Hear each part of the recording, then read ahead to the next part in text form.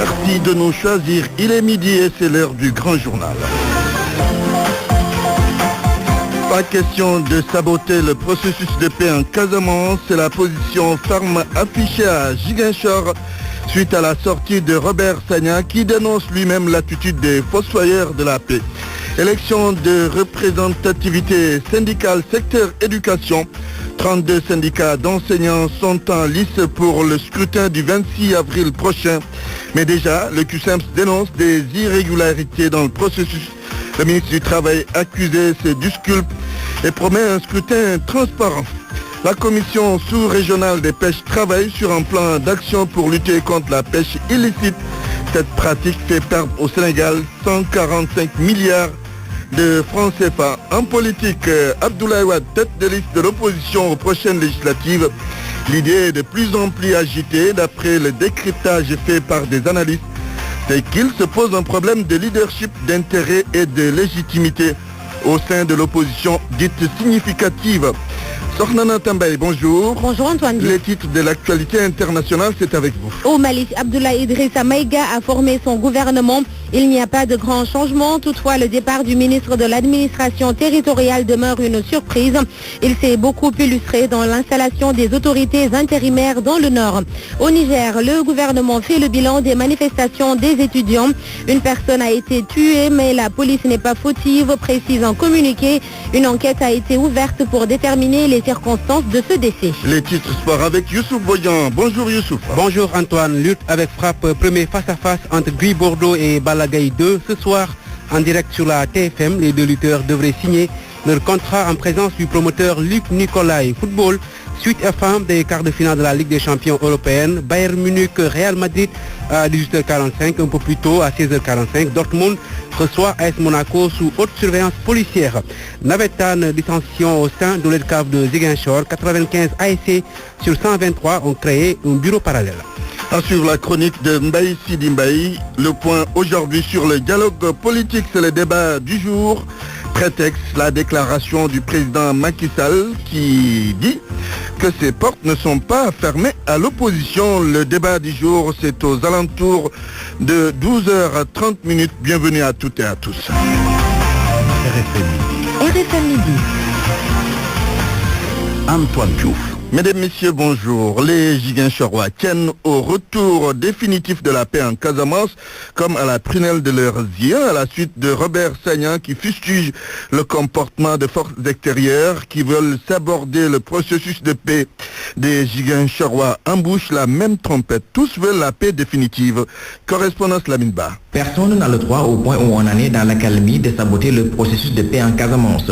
C'est le point de vue qui se dégage chez la quasi-totalité de nos interlocuteurs que nous avons rencontrés ce matin dans les rues de Ziguinchor. Personne n'a le droit parce que nous avons besoin du développement. Il faut savoir d'emblée que ce processus est irréversible. À ce stade, les gens n'aspirent que de la paix. Cette paix, nous la voulons. L'essentiel, c'est renforcer la paix, l'accalmie que nous avons connue et c'est ce que nous souhaitons. Dans ce contexte si précis, c'est l'unité qui doit prévaloir en privilégiant l'intérêt commun au détriment des querelles de positionnement qui ont pour seul objectif de récupérer les dividendes d'une situation. C'est ce que pense Ousmane Djikoumen Diata, le maire de la commune de Santiabamange dans le département d'Oussouye. Vous savez, il y a des gens qui cherchent toujours de la récupération, qui veulent qu'on parle d'eux, alors que ce n'est pas ça. C'est l'unité qui peut faire l'affaire, c'est l'unité qui peut ramener la paix. Donc ceux qui s'activent parallèlement à l'ensemble, au mouvement d'ensemble, ces gens-là ne sont pas les bienvenus pour la paix. À ce stade, faire table rase de tout le travail qui a été accompli pour impliquer de nouveaux interlocuteurs est l'erreur qu'il faut éviter de commettre selon ce Ziguinchorois que nous avons rencontré dans la rue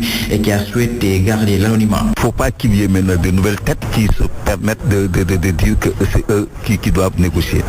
Ce qui se passe en ce moment est tellement véridique que nous sommes à l'orée de la paix. La sortie de Robert Sagna condamnant l'agissement de forces extérieures qui cherchent à saper le processus de paix fait donc réagir les Ziguinchorois qui refusent aujourd'hui de croire à toute forme de remise en cause des acquis vers l'irréversible processus de paix dans le sud du pays. Lamine Ba, Ziguinchor, Radio Futur Média. Encore 7 morts dans un accident de la route à Goudomp, une catastrophe due à une course-poursuite entre conducteurs, de l'indiscipline qu'on constate souvent et reconnue par les conducteurs eux-mêmes. Et ce sont les passagers qui paient les pots cassés. Le reportage d'Anna Rocha. Un jour nouveau se lève sur Petersen avec le même rythme frénétique. Des voitures partent, d'autres se garent, des marchands déambulent. Il est assez tôt pour que Awanjaï sirote son café au lait. Les bus Tata font partie de son quotidien. Pourtant, elle ne s'y habitue pas. Je ne suis pas tranquille, j'ai très peur, même lorsqu'ils roulent à vive allure. Tu as beau leur dire de ralentir, mais ils font la sourde oreille. Abdoulaye Fall, un autre usager, patiente à l'intérieur d'un bus en attendant le départ. Lui non plus n'est pas rassuré. Mais pour ne pas réveiller la furie des autres clients, il s'abstient de faire des reproches au chauffeur. Moi, je me remets à Dieu. Si tu essaies de les rappeler à l'ordre, ce sont les autres clients qui te sautent dessus car ils sont pressés d'arriver à destination. Le débat suscite moult réactions auprès des chauffeurs, premier accusé des accidents de la route. Alessène est chauffeur depuis près de 17 ans. Il se lave à grande eau avant de donner des explications d'ordre surnaturel. Personnellement, j'aurais honte de recevoir des remontrances de la part de mes amis chauffeurs. Tout le monde accuse les chauffeurs, mais moi, je vois qu'il faut faire des sacrifices. Idriss Ndiaye conduit sur l'axe Yoff-Petersen avec la ligne 4. Il invite plutôt les autorités à revoir leurs conditions de travail pour mettre un terme au comportement de certains de ses collègues. Je suis contre les courses-poursuites, mais la solution, à mon avis, c'est de mettre tous les chauffeurs de transport en commun sur le même pied, qu'on jouisse des mêmes conditions de travail que nos collègues de Dakar Dem Dikk. L'État a récemment pris des mesures et pourtant les drames sur les routes sénégalaises se poursuivent. Il est 12h07 partout au Sénégal et vous nous suivez sur l'ensemble du territoire national. C'est le grand journal. RFM 94.0, la radio en fisson. Antoine Diouf. Nous sommes à 2 semaines des élections de représentativité syndicale, secteur éducation. Pour ce scrutin, 32 syndicats d'enseignants sont en lice. En attendant la date du 26 avril, le QSEMS parle d'irrégularité en accusant le ministre du Travail. Mais Mansour Sy refute et promet un scrutin transparent. El Hadj Ndiogoudien. Dernier virage, dernier réglage. Le processus de préparation des élections de représentativité syndicale dans le secteur de l'éducation se déroule normalement selon le ministre du Travail et des organisations professionnelles. Mansour Sy. 32 syndicats ont déposé les... Nous avons un fichier que nous avons adopté tous ensemble. Nous avons une carte électorale que nous avons élaborée ensemble en relation avec les commissions départementales où siègent les représentants des syndicats dans les départements. Mais ces arguments ne semblent pas convaincre le QSEMS. Même s'il est en lice, ce syndicat campe sur sa position. Il dénonce des manquements et accuse nommément le ministre Mansour Sy. Le ministre qui est le maître d'œuvre de ces élections a violé la Constitution sénégalaise pour la bonne et simple raison que l'arrêté organisant les élections est un arrêté qui est illégitime, qui n'est pas légal. Parce que cet arrêté, il y a des syndicats qui n'ont pas de récépissé et qui l'ont mentionné dans cet arrêté. Nous l'avons dénoncé, mais on ne s'est pas limité à la dénonciation. Nous avons attaqué cet arrêté devant la Cour suprême parce que nous pensons que c'est un précédent extrêmement grave. L'accusé se défend et s'explique. On a d'abord commencé par partager l'arrêté avec les syndicats d'enseignants que nous avons réunis à 2 reprises. 40 syndicats d'enseignants ont participé, dont les 2 QSEMS en question et les plusieurs chefs qui se sont différenciés. Ensuite, on a partagé l'arrêté avec le Conseil consultatif du travail et de la sécurité sociale. Là-bas, en plus des centrales syndicales, nous avons la Cour suprême, nous avons l'Assemblée nationale et l'arrêté a été validé. Maintenant, après l'arrêté, on a demandé aux organisations syndicales de déposer leur dossier. Vous savez que ce n'est pas le ministère du Travail qui donne les récépissés. Le ministre du Travail et des organisations professionnelles appellent tous les acteurs à la sérénité pour un bon déroulement de ces élections. Le 26 avril, les 94 000 enseignants du Sénégal vont pour la première fois de l'histoire choisir les organisations syndicales habilitées à parler à leur nom et à défendre leurs intérêts matériels et moraux. C'était le point sur les élections de représentativité syndicale secteur éducation. La fête de Pâques se prépare à tout point de vue et pour marquer la résurrection du Christ, les catholiques mettent l'accent certes sur le spirituel, mais certains n'oublient pas le côté habillement. Reportage Adama Anouchkaba.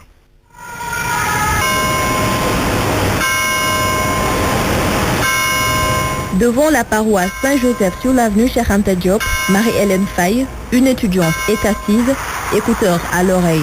Elle est prête à fêter Pâques comme il se doit. Elle compte briller sous ses nouveaux vêtements. On achète des habits, des greffages, des chaussures et qu'on sort pour être belle. On ne prépare à accompagner Jésus dans la souffrance parce qu'il est mort pour nous sauver. J'ai acheté que des habits pour le samedi et pour le dimanche. Une autre dame, Corinne, a l'air préoccupée par autre chose que l'habillement pour Pâques. Elle nous le confirme d'ailleurs. Le paraître, dit-elle, vient après les rituels d'usage. Ce qui m'intéresse, c'est la résurrection du Christ. J'ai jeûné pendant les 40 jours. Là, j'attends la résurrection du Christ.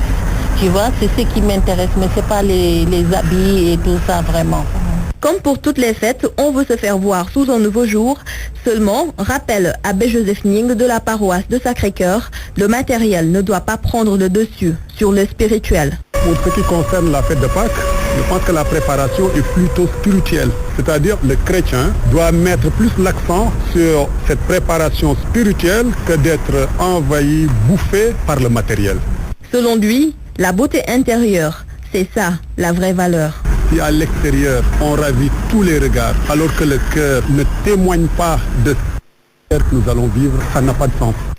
Le reportage d'Adama Anouchka Baha, le Sénégal perd 145 milliards de francs CFA par an à cause de la pêche illicite, des pratiques malsaines qui menacent des milliers d'emplois dans un secteur phare de l'économie nationale. Pour y remédier, la commission sous-régionale des pêches travaille sur un plan d'action pour l'application de l'avis du tribunal international du droit de la mer en sa faveur. Youssouf Bodian.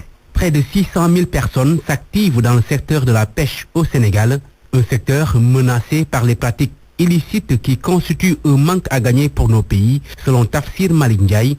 Il juge au tribunal international du droit de la mer à Hambourg. Un pays comme le Sénégal, par exemple, perd 145 milliards par an à cause simplement de cette pêche illicite, alors que cette pêche constitue le premier poste d'exportation du Sénégal. Le fait de lutter de manière efficace contre cette pêche illicite peut constituer de ressources prodigieuses pour un pays comme le nôtre. Si on faisait de la pêche une compétence transférée, en mutualisant les ressources, les États en mettant en commun leurs ressources pourraient utilement, efficacement lutter. Pour combattre le phénomène, la commission sous-régionale des pêches a introduit une requête auprès du tribunal international du droit de la mer qui a finalement donné un avis favorable. Je suis Madame Mariam Diagne-Talla, secrétaire permanent par intérim de la commission sous-régionale des pêches. Il s'agit de savoir quelles sont les responsabilités de l'État côtier quand les navires font la pêche INN au niveau de saison. Il s'agissait de savoir quelle est la responsabilité de l'État du pavillon quand ces navires vont pêcher en haute mer. La responsabilité d'une organisation dont des navires faits sous son couvert. C'est le cas de l'Union européenne. Quelles sont les responsabilités des États en matière de stock partagé? Pour une application de l'avis, un plan d'action a été élaboré. Il devrait aboutir à la réduction de la pêche illicite, mais aussi à une meilleure gestion des stocks partagés. En plus bref, 4310 hectares du tapis herbacé du ranch de Doli ont été réduits en cendres, selon le lieutenant Clédor Diatta du service des eaux et forêts de Linguère. Incinération de 300 kg de drogue d'une valeur de 3 milliards de francs CFA par la douane de Tamba. Nous y reviendrons. Il est 12h14.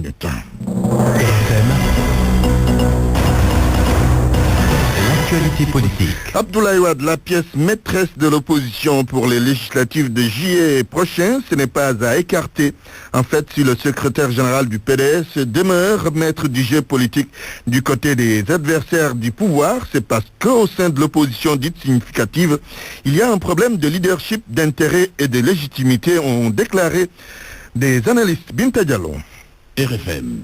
Le journal. Binta Diallo, que nous allons retrouver dans quelques instants. Elle nous parle donc de l'opposition avec Abdoulaye Wade qui pourrait être la pièce maîtresse de cette opposition. Et si le secrétaire général du PDS demeure maître du jeu politique du côté des adversaires du pouvoir, c'est parce qu'au sein de l'opposition dite significative, il y a un problème de leadership et d'intérêt. Nous allons écouter le dossier de Binta Diallo. N'est-ce pas qu'il est le pape du Sopi, une sorte de messie, un sauveur face à une opposition qui se cherche et qui ne se fait pas confiance, semble dire Momar Seyni Ndiaye, analyste politique et communicant. L'opposition a un triple problème. C'est d'abord un problème d'intérêt parce qu'aujourd'hui, si on laisse émerger un des membres de l'opposition hors Wade qui va occuper le statut du principal opposant. Il y a aussi un problème d'antériorité. Ceux qui se battent depuis déjà plus de 12 ans contre les régimes veulent aujourd'hui occuper la place de leader, alors que de nouvelles têtes de gondole sont apparues sur la scène politique comme Gakou, comme Abdoumbaye, comme Sonko, comme Cheikh Tidiane Dièye. Et je pense que ceux qui étaient là avant pensent qu'ils ont encore l'antériorité, ils ont encore la légitimité. Le leadership est la bête noire de cette opposition qui cherche refuge auprès d'un retraité politique.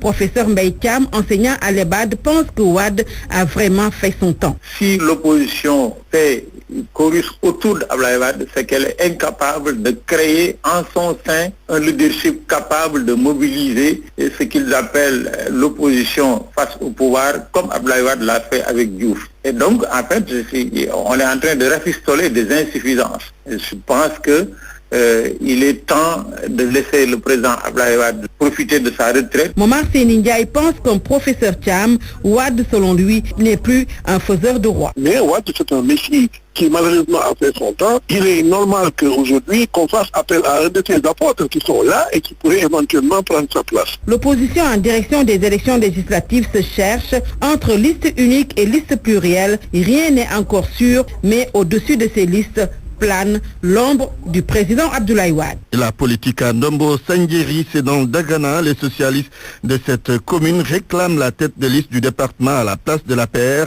D'après eux, c'est le seul moyen pour Benno Bokk Yakaar de remporter les législatives à venir, malgré la percée des partisans de Khalifa Sall dans l'Oualo, à Ousseynou Diagne. Les socialistes de Ndombo Sanguéry préviennent Benno Bokk Yakaar. Si la coalition veut remporter les élections législatives dans la circonscription électorale de Dagadan, elle se doit de réussir des investitures intelligentes. Dr Moussa Gueye et ses camarades suggèrent un ticket avec comme tête de liste le maire socialiste de Ndombo Sanguéry. Si la PR veut travailler pour l'intérêt de Benno Bokk Yakaar, elle doit accepter d'investir Madické Mbodj du Parti Socialiste comme tête de liste et se contenter cette fois-ci de proposer une femme pour l'accompagner, car le maire de Ndombo a tous les atouts pour faire triompher la coalition.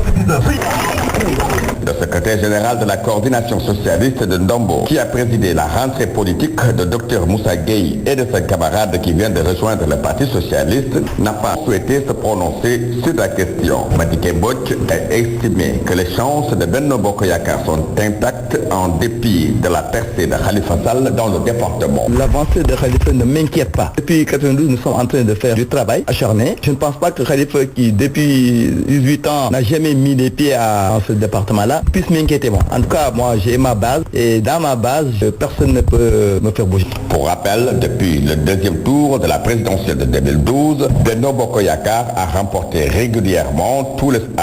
pratiquement tous les scrutins organisés dans le Oualo, à l'exception des municipales dans les communes de Dagana, de Bokol et de Nitch. C'était en 2014. Richard Toll, c'est le dernier RFM. Sur RFM, au moins, on a des informations sûres et utiles. RFM, la radio de toute l'actualité. Le président portugais Marcelo Nuno Duarte Rebelo de Sousa effectue à partir d'aujourd'hui une visite de 2 jours dans notre pays. Le Sénégal a tout intérêt à coopérer avec le Portugal au plan économique, selon un professeur au département de langue romane à l'université Cheikh Anta Diop de Dakar. Abou Haïdara estime que les Portugais peuvent beaucoup apporter à notre pays dans le domaine de l'exploitation pétrolière et de la pêche.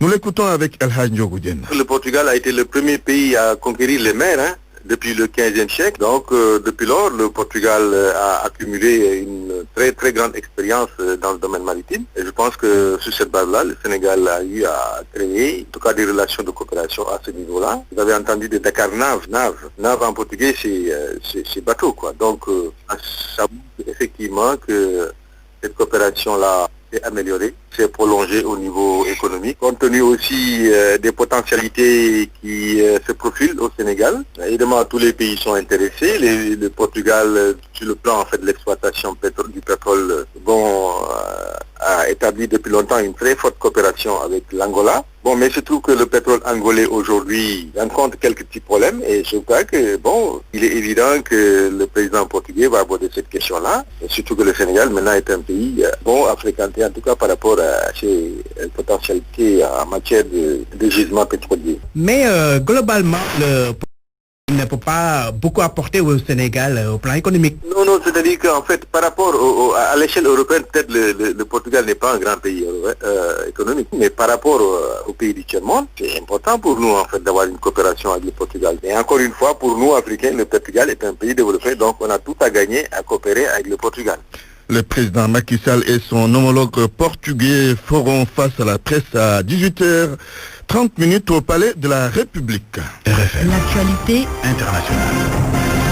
Sornana Tambay, bienvenue. Merci Antoine. L'actualité internationale, le Niger d'abord. La colère des étudiants ne faiblit pas quelques heures après la fermeture du campus universitaire de Niamey. Ils ont organisé de nouvelles manifestations et le gouvernement parle d'un mort, de plusieurs blessés et des arrestations. Selon un communiqué, la victime serait décédée après une chute. Les autorités ont décidé d'ouvrir une enquête. Sodakam pour les détails. Le gouvernement insiste, les forces de l'ordre ne sont pas responsables de la mort du manifestant. Celui-ci, blessé suite à une chute, s'est présenté à la police qui lui a rapidement porté secours en l'évacuant à l'hôpital. Le communiqué rapporte que l'étudiant a rendu l'âme vers 17h. Il était en 3e année de sociologie. Les manifestations ne se sont pas limitées à Niamey. Il y en avait dans d'autres villes. Selon un bilan provisoire, 313 personnes ont été interpellées, dont 57 libérées. 109 ont été blessés, dont 88 manifestants et 21 policiers. Plusieurs véhicules ont été endommagés, 15 exactement, et les 12 appartiennent à la police. Une enquête a été ouverte pour déterminer les circonstances de la mort de l'étudiant, a conclu le communiqué. Du gouvernement. La société civile, elle, parle de 2 morts, alors que l'Union des scolaires nigériens évoque le décès de 3 étudiants. Mali Abdoulaye Idrissa Maïga a formé son gouvernement. Il n'y a pas une grande différence entre la nouvelle équipe et celle précédente. La surprise demeure quand même la sortie du ministre de l'administration territoriale. Il a joué un rôle important dans l'application de l'accord de paix d'Alger. Barthélémy Ngom.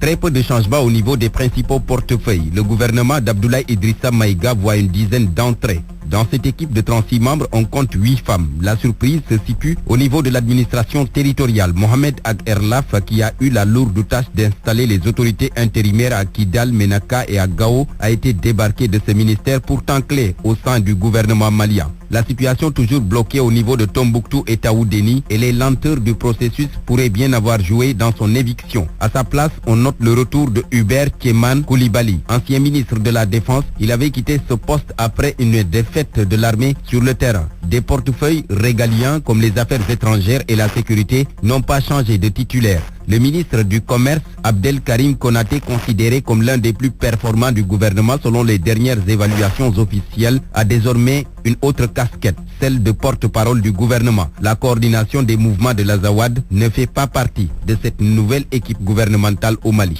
En Gambie, l'Assemblée nationale dirigée désormais par une femme. Mariam Jack Denton a été élue hier pour diriger le Parlement. La juriste fait partie des 5 députés nommés par Adama Barrow. Elle et tous les membres de la Chambre ont prêté serment devant la Cour suprême. Daoud Diouf. Faisant partie des 5 députés nommés par le chef de l'État Adama Barrow, Mme Denton, président du Parlement gambien, s'est engagée à exercer ses fonctions avec impartialité attendue du poste de président du Parlement et en préserver la dignité. Cette dame, il faut le rappeler, en 2006 a été accusée de dissimulation, de trahison à la suite d'une tentative de coup d'État en Gambie sous le régime de Yahya Jammeh. Elle avait purgé une peine de 3 mois de prison, mais les poursuites avaient été abandonnées ultérieurement. Outre Mme Denton, les 2 autres femmes nommées sont Mme Ndeye Yassine Seka, agent de la radio-télévision gambienne, et Mme Koumba Diaité, responsable de la commission de la concurrence et la protection des consommateurs en Gambie. L'UDP, Parti démocratique unifié, dont est issu le président Barrow, compte aujourd'hui 31 sièges des 53 des députés, donc sans compter les députés qui ont été nommés. Celui de Yahya Jammeh, l'Alliance patriotique pour la réorientation et la constitution, n'en dispose que 5. Daouda Diouf. On termine avec l'Iran. Ahmadinejad sera candidat à la prochaine présidentielle. L'ancien président conservateur a fait une déclaration. Selon lui, il se présente pour soutenir la candidature de son ex-vice-président Hamid Bagay. Et pourtant, en septembre 2016, Ahmadinejad avait annoncé qu'il ne serait pas candidat après une intervention du guide suprême, l'ayatollah Ali Khamenei. L'ancien président affirme qu'il respecte sa parole et encore une fois, cette candidature n'est qu'une forme de soutien. L'actuel président Hassan Rouhani, élu en 2013, devrait aussi se présenter pour un second mandat de 4 ans, Antoine. Sornana Tambay, merci pour cette page internationale. Parole aux auditeurs. L'actualité, qu'en pensez-vous? Moi, je pense que vous devez. Réagissez dans nos éditions d'information sur l'actualité. Bonjour. Oui, bienvenue sur cette antenne d'RFM. Du lundi au vendredi, vous avez la parole sur RFM. Aujourd'hui, on va faire le point sur le dialogue politique. Le prétexte est la déclaration du président Macky Sall qui dit que ses portes ne sont pas fermées à l'opposition. Le débat, c'est dans quelques minutes.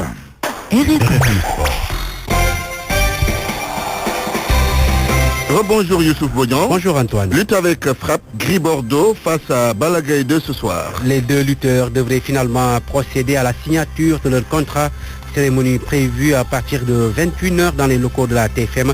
Ce sera d'ailleurs en direct donc à télé, selon un proche du promoteur Luc Nicolaï. Gris Bordeaux, Balagaï 2, deux lutteurs qui viennent d'une défaite et qui tiennent là une occasion de se relancer.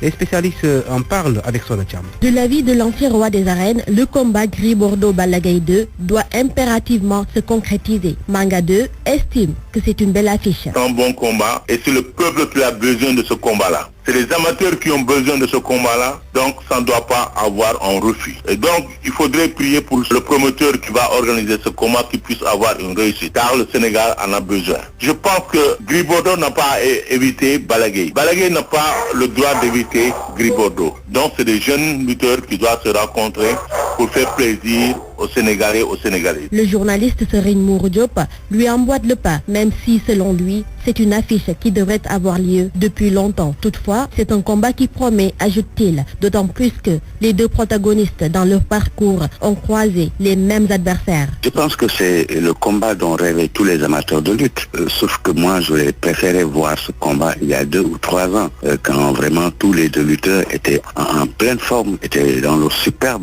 Néanmoins, il est évident que nous allons droit vers un grand sommet de l'arène. Ce sont deux lutteurs qui, de par leur surnom, représentent réellement la bagarre. Quand on parle d'un tigre, quand on parle d'un lion, je crois que quand ces deux fauves se rencontrent, il y aura forcément grabuge, il y aura de la bagarre, il y aura également un bon combat de lutte. Un combat qui fait déjà saliver les amateurs et spécialistes de lutte. Les deux lutteurs en ont également besoin pour se relancer, d'autant plus qu'ils viennent tous deux d'une défaite. Effectivement, Soracham, la saison dernière, Gris Bordeaux avait été défait par Modulo.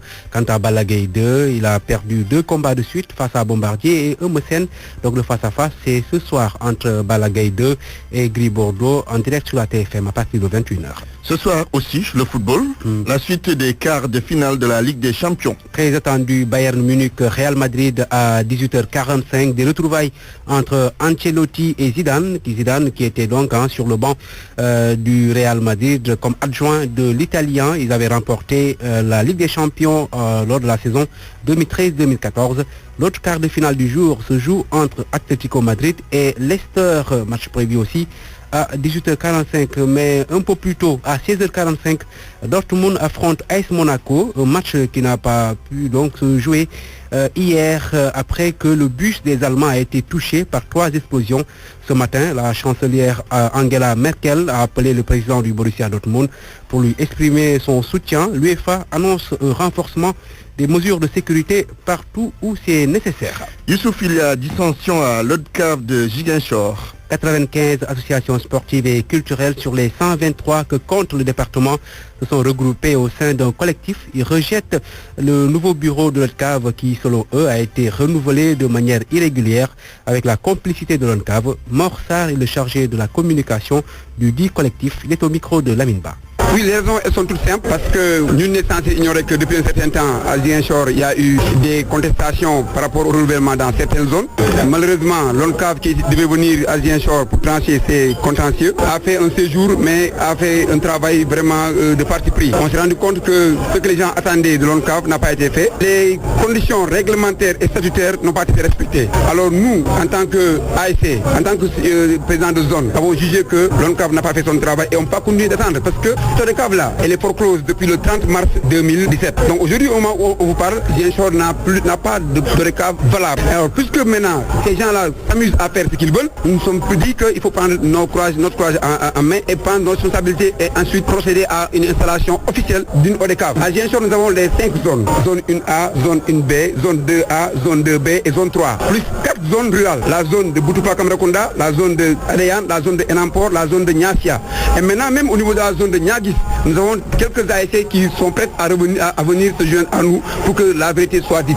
À suivre dans nos prochaines éditions, la version de l'autre bureau de l'ODCAV de Ziguinchor sera avec Lamine Ba, c'est promis. Et vous connaissez bien toutes ces zones-là. Effectivement. Le basket masculin, on joue le 4e tour des playoffs. Le leader Dakar Université Club se déplace sur le parquet de Saint-Louis Basket Club à 17h. Duel entre le premier et le Dauphin. Les Saint-Louisiens sont 2e, toujours à Saint-Louis. UGB Asfa à Louga. Louga Basket Club ISO à 16h. À 16h toujours à Rufisque. Saltigué à Douane. C'est fini, Youssouf Bodian, pour cette page des sports. Merci. RFM, la chronique du jour. La chronique de Mbaye Sidi Mbaye. Ainsi donc, le rendez-vous du 7 avril à la place de la Nation a été honoré. Le pari de la jeunesse citoyenne démocratique a été respecté. Y en a marre en sort grandi et encore plus crédible car le challenge n'était pas facile. Rassembler un million de personnes, toutes volontaires, devant braver les distances, la chaleur, les supposées menaces, tenir un meeting digne dans son contenu, dans sa diversité sociale et dans le comportement de tous ceux qui ont eu le privilège d'y avoir participé. Et enfin, même le diable, caché dans les discours prémonitoires, annonciateurs de journées sombres, a dû rentrer sa queue et ses cornes maléfiques. Résultat, le 7 avril, il n'y avait pas de prédateurs, place de la Nation, que des citoyens, solidaires, libres d'exercer leur liberté civique. Tous, ils ont compris que pour cela, il n'est pas besoin d'être provocateur, insolent, va-t-en-guerre. Ils ont tranquillement choisi de s'adosser à la loi républicaine et à ses principes d'égalité pour utiliser les places indiquées, désignées aux concertations et échanges publics citoyens. C'était cela les agoras, n'est-ce pas? Déjà dans la Grèce antique. Cerise sur le gâteau, l'endroit a été rendu nickel après usage. Voilà un bon exemple servi par notre jeunesse, dont les images ont fait heureusement le tour du monde.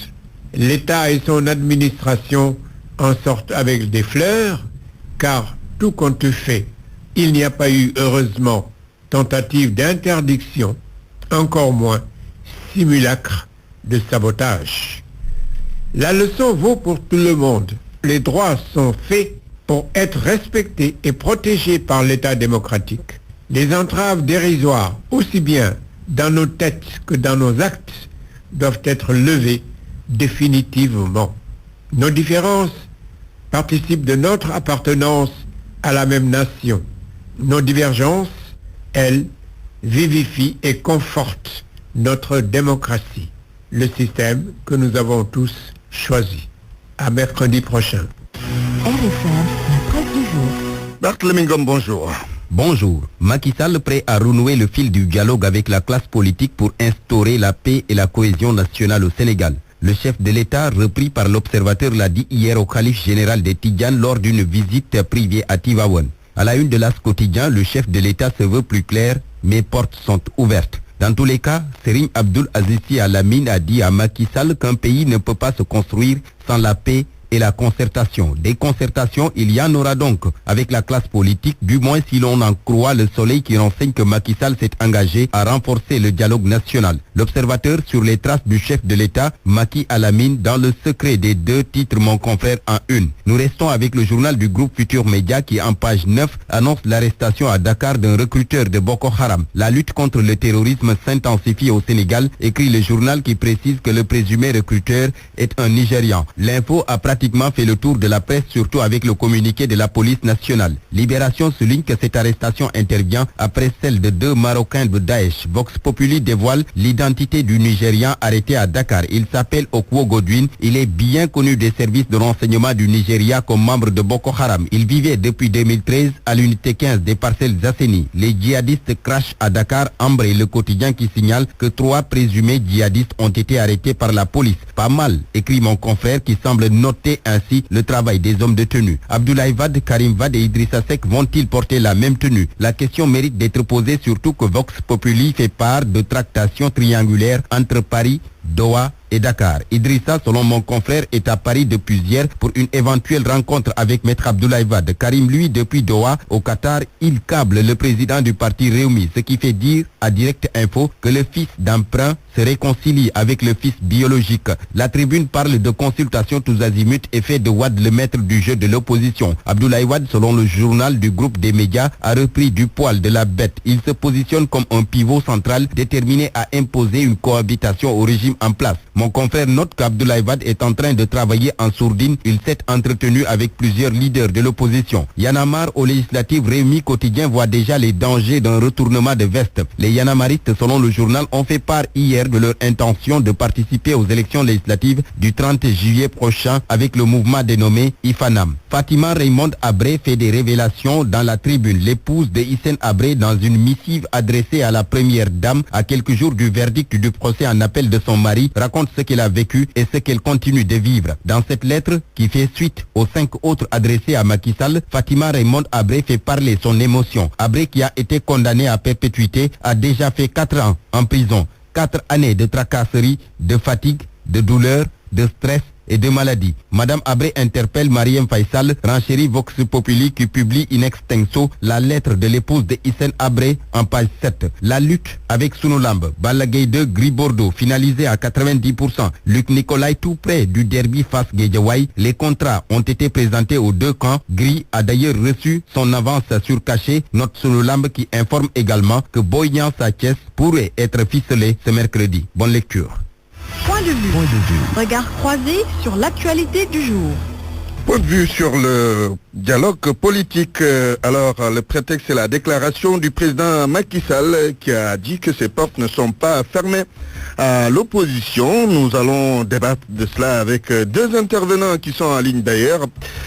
Abdoulaye Makhtar Diop, vice-président à l'Assemblée nationale, Grand Sérine de Dakar. Bonjour. Bonjour Antoine. Mamour Cissé, bonjour. Bonjour Antoine. Vous êtes le secrétaire général du PSD Djantui. D'abord, Abdoulaye Makhtar Diop, que retenez-vous de l'évolution du processus, disons, du dialogue politique depuis que le dialogue national a été lancé le 28 mai 2016 par le président de la République? Rien de positif, parce que s'il y avait du positif après ce lancement au palais, on n'en serait pas là aujourd'hui avec une tension palpable et vécue avec beaucoup d'angoisse par les Sénégalais. Ça, je crois que c'est un constat objectif.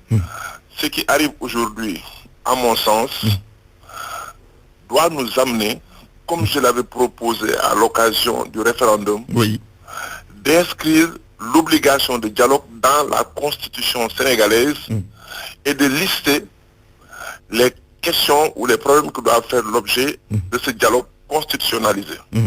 J'avais dit, la carte administrative du Sénégal. Pour changer les régions, il faut que le gouvernement en place en discute avec les acteurs politiques et les acteurs sociaux, la société civile. Les problèmes d'envoi de l'armée à l'extérieur hors des missions de l'ONU et de l'OIA. Les problèmes de sécurité liés au tourisme lorsque ces problèmes touchent aux libertés des individus. Tout ce qui touche au régime électoral, etc., etc., est assorti maintenant d'une condition, la consultation des acteurs politiques et autres n'oblige pas le président là pour n'avoir pas à faire croire qu'on partage le pouvoir. Donc ça, c'est un des mécanismes qu'il faut mettre en place. La deuxième chose, pour que le dialogue soit effectif, il faut rétablir la confiance entre le président de la République et tous les acteurs de la scène politique, parce que la confiance est rompue. Et justement, comment faire pour que cette confiance revienne entre acteurs politiques, surtout le camp du pouvoir et de l'opposition? Mais alors, c'est ça le maillon manquant dans la recherche du dialogue, c'est-à-dire le mécanisme doit tourner autour d'un initiateur, qu'il s'agisse d'une autorité religieuse, d'une autorité de la société civile, qui puisse être en quelque sorte le témoin des engagements. Parce que si on les acteurs politiques entre eux, et je crois que Mamour Cissé qui me sait bien de quoi je parle, mais chacun fera sa déclaration, reviendra sur les déclarations et personne ne sera là pour le dire voilà ce qui a été retenu. Très bien, je reviens à vous, Grand Serigne, tout à l'heure. Alors, Mamour Cissé, avez-vous l'impression que le dialogue politique est aujourd'hui vicié ou bien les choses se passent tant bien que mal? Mais d'abord, je remercie et saluer mon grand frère Abdoulaye Makhtar Diop. Je suis parfaitement en phase avec lui. Surtout là, il parle de confiance. Il y a une absolue nécessité aujourd'hui de rétablir la confiance. Parce que il ne faut pas qu'on oublie une chose. Le président de la République, clé de voûte de nos institutions, est d'abord le responsable de la paix civile et sociale. Moi, je suis même étonné que le 4 avril, qui n'est pas jugé utile, de revenir sur cette nécessité de dialogue. Par conséquent, il doit en être l'initiateur. Mais c'est lui qui doit être d'abord et avant tout l'initiateur. Mais ensuite, mais on a tenu un référendum.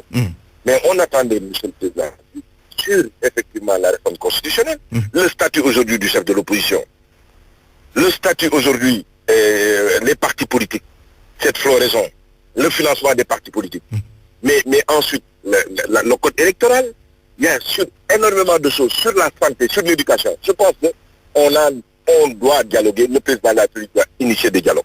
Et je suis parfaitement d'accord avec le grand Céline quand il dit il est loin de nous toute idée de patio ou de partage de gâteaux. Une majorité doit gouverner, une opposition s'opposer, dans les règles de l'art. Mais faut-il effectivement que pour ce qui nous intéresse et nous interpelle tous, qu'on puisse avoir un consensus minimal. On nous parle aujourd'hui d'un PSE avec une perspective de 2035. Mais comment peut-on régler ces préalables-là, ce PSE, si on ne met pas l'accent aujourd'hui sur les réformes qu'il nous faut, et sur le système éducatif qu'il nous faut, sur quelle activité économique il nous faut? Il y a aujourd'hui que l'entreprise n'est pas au cœur de l'activité économique, c'est l'entreprise nationale. Mais ces choix-là, il faut qu'on en parle. C'est pour cela qu'on dit que c'est une nécessité aujourd'hui d'avoir ce dialogue social. Et c'est le président de la République qui doit initier ce dialogue. Très bien, je reviens à vous tout à l'heure. Abdoulaye Makhtar Diop, pour terminer, est-ce que dans un contexte politique très tendu, il peut être facile que le pouvoir et l'opposition échangent sur des questions cruciales comme le processus électoral aujourd'hui? Mais à la date d'aujourd'hui, c'est quasiment impossible. C'est mon sentiment parce que nous sommes à un jet de pierre des élections législatives. Et les contentieux à régler étaient en amont. Il faut dire les choses telles qu'elles sont. Parce que comme l'a dit Mamour, quand il y a eu la réunion sur le dialogue, moi j'étais très optimiste en disant qu'on va retourner autour de la table et discuter de tous les points et prendre l'opinion publique à témoin, mais également une autorité neutre, et même s'il faut mettre ça entre guillemets. Parce qu'aujourd'hui, est-ce que vous savez que les conditions d'une crise post-électorale sont réunies? Et je vais vous dire pourquoi. Le ministre de l'Intérieur est en train de dire qu'il y a 5 millions d'électeurs inscrits. C'est ce qu'il a dit. Or, il oublie que c'est 5 000 demandeurs de carte d'identité. Il faut qu'on fasse attention. C'était les cartes biométriques qu'on renouvelait et concomitamment les cartes électeurs. Alors si après les élections, on a 2 millions de votants parce que les gens sont allés retirer leur carte d'identité et n'étaient pas prêts à voter, qu'est-ce que ça va être? Il faut que la communication soit très claire et partagée. Il faut qu'on se retrouve avec tous les acteurs politiques là en disant, voilà, il y a 6 millions de cartes d'identité d'électeurs et concomitamment de cartes d'électeurs. Il faut recadrer le débat. Absolument, Antoine. Mais parce que quand on dit au Sénégal, vous croyez que tous ceux qui sont allés chercher les cartes d'identité sont des électeurs? Oui, ils sont des électeurs, mais est-ce qu'ils vont voter? C'est pas sûr. Et donc le contentieux préélectoral est arrêté. C'est dans la communication. La deuxième chose, mais comment pouvez-vous faire avoir un dialogue quand des autorités religieuses, vous appelle au dialogue tant pouvoir politique qu'opposition et classe société civile, et que le lendemain les gens se mettent à s'insulter. C'est la violence verbale qui est à la base de tout. Il faut que chacun retienne ses troupes. Moi je pense que le contexte est tel qu'aujourd'hui, il faut véritablement que les gens retiennent leurs troupes, qu'on arrête les invectives, les injures et tout ce qui s'ensuit pour aller vers des élections tranquilles. Et après les élections maintenant, véritablement trouver une formule. Moi je suis persuadé, sans dire que l'exemple du Congo est bon. Aujourd'hui on a dit que le chef de l'État a rendu visite au Khalife général, qu'il appelle au dialogue. Mais il faut que le Khalife général appelle tout le monde autour de lui, pour qu'il ait un émissaire qui rencontre, qui lève en face de lui le pouvoir et ses plénipotentiaires, l'opposition ses plénipotentiaires, la société civile, les syndicalistes, et qu'il y ait véritablement un soubassement testimonial de tout ce qui sera dit là-bas pour que demain on dise voilà ce qui a été arrêté, voilà les manquements. Merci Abdoulaye Makhtar Diop, vice-président à l'Assemblée nationale, grand sérine de Dakar. Mamour Cissé, on termine avec vous. Deux camps s'opposent farouchement. Quels sont vos espoirs pour que le fil du dialogue soit renoué? Mais comme j'ai eu à le dire, que le Khalife général ait pris des initiatives, c'est salutaire et c'est une excellente chose. Mais encore une fois, il incombe au président de la République, qui est aujourd'hui une institution et leur garant de la paix civile et sociale, d'enclencher et de diriger tout cela. Si c'est fait la contrainte, mais ça veut dire qu'il n'y aura jamais de dialogue. Mais ce dialogue-là, comme l'a dit le président Abdoulaye Makhtar Diop, mais doit être aujourd'hui quelque chose de basique et de façon permanente. Mais pourquoi, nom de Dieu, devons-nous attendre effectivement qu'il y ait des invectives et une logique de confrontation pour amorcer un dialogue? C'est unique. Donc, à aujourd'hui, sur un certain nombre de choses, l'opposition n'est pas rassurée.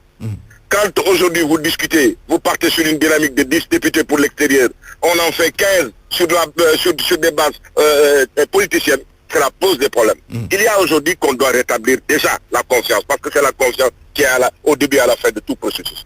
La confiance aujourd'hui est rompue et cela pose un problème. Mamour Cissé, je vous remercie. Je rappelle que vous êtes le président du PSD Djantoubi, secrétaire général du PSD Djantoubi. Merci. C'est fini pour Point de vue aujourd'hui.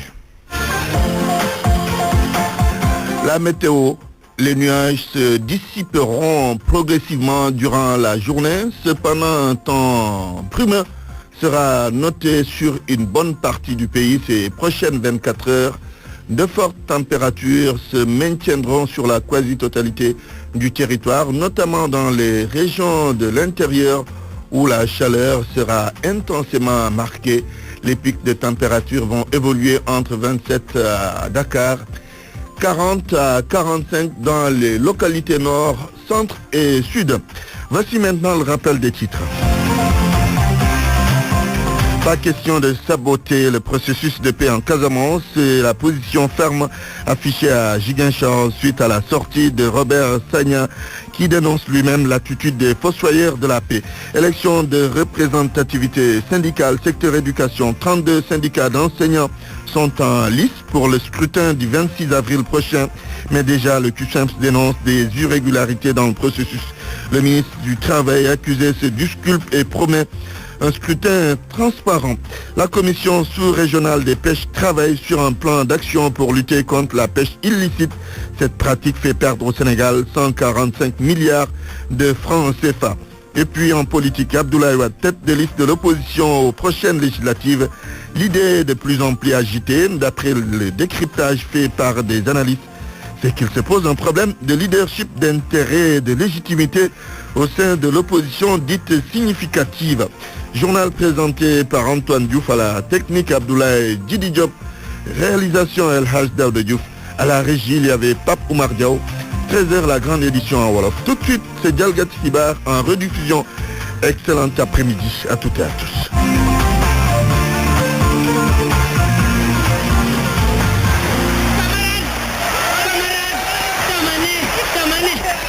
ma fale dinaa defar émission yoo xam ne da ngay ñaan rek wax bi di dem déggal rek voilà jërë ngeen jëf mbokk yi askan wi 199 000 waxtu fegg 171 000 simili fii nag ci rajo télévision bu Rëfëma kon nag mbokk yi tey nag la alarba maanaam mercredi nu fas yéene riir ak ki foofee ca Palais de la République donte nag mercredi bu nekk alarba bu nekk jëwrin yépp nag ñoom nooy daje ngir waxtaan tolluwaayu réew mi ak càmbar la ñuy nasax la ñuy nocci teewul aussi buñ ci jógee andi leen li nga xamante ne moom mooy nataalu Bougane Gueye Dany ngir xamale leen ak moom ci waxkaay bi tonto ade ci jàppandal gi nag Alioune voilà jërëjëf kon Alioune di wax ne nag sama naatango muñal déggu leen ko fii nde jamono yi ci boppam ma nga foofee ca Washington ngir am ay yite yoo xam ne daal moom lay dox voilà kon nag mbokk yi nourrir dem foofee ca Palais de la République fekki sunu naatango bu bees bi nga xam ne moom mooy Brun Taj nag correspondant la woon nekkoon ci àll bi comme muñal nekku fii tey jii moom moo nu demal foofee ca Palais de la République kon Brun Taj bismillah Brun Taj nu ngi leen di fay di leen nuyu tey wax ne léegi la ak si fi nga xamante ne moom mooy Palais de la République waaw kon jërëjëf Brun Taj léegi ana lan mën a jàngat foofu ci ndaje ministre yi